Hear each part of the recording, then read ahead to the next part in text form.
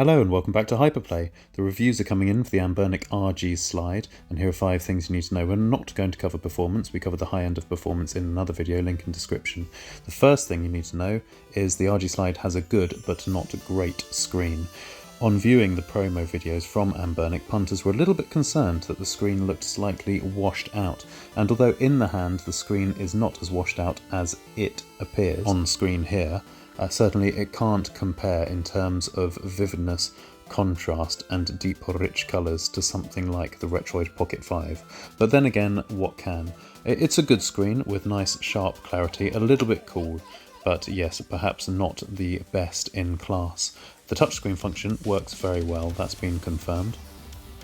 And if the viewing temperature of the screen does come across as a bit cool to you, then you can go into the settings and choose the increased contrast option, which a lot of reviewers are choosing to leave on all the time.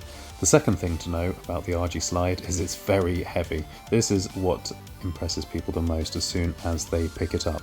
We're talking 380 grams, which is twice as heavy as your phone, and a good 100 grams heavier than the Retroid Pocket 5. In fact, weight-wise, the RG slide sits between the RG557 at 347 grams and the iNeo Air at 398 grams, so you can see it's pretty hefty.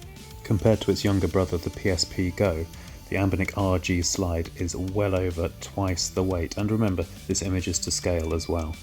Which leads us neatly onto our third point: the Anbernic RG slide is big. Certainly when compared to the PSP Go, but this does come with a big benefit. Now, the PSP Go had a 3.8-inch screen, and when you're running 16:9 content on the RG slide, you're actually going to get a 4.3-inch diagonal with those black bars, but they'll blend in nicely into the black unit. I know a lot of you retro gamers were disappointed that the RG slide isn't a 16:9 ratio, but hopefully this will help. When playing 16:9 content, the display size on the RG slide is 4.3 inches, funnily enough exactly the same as the original PSP. Now, the fourth thing you need to know about the RG slide is that the sticks and buttons are very good indeed. So the D-pad and the face buttons have been lifted wholesale from the recent RG35XX Pro, and they are up to the usual Anbernic high quality. Now, on the RG slide, the sticks are shallow. In fact, they're the exact same capacitive joysticks as we used on the RG557, and here they work an absolute treat. Much more suitable for the RG slide than the 557, although you are able to add on joystick caps if you so wish. Now, the shoulder buttons are a bit more interesting. It's not so much that they're of poor quality in and of themselves, they're actually fine. It's the fact that when you have to reach up to access L2 and R2, you can see that one's fingers have to stretch an awfully long way, and that can make it a bit uncomfortable for prolonged play sessions. The general consensus is that the bottom corners of the RG slide can dig into the palm a bit, and it's a little bit crampy when accessing the D-pad.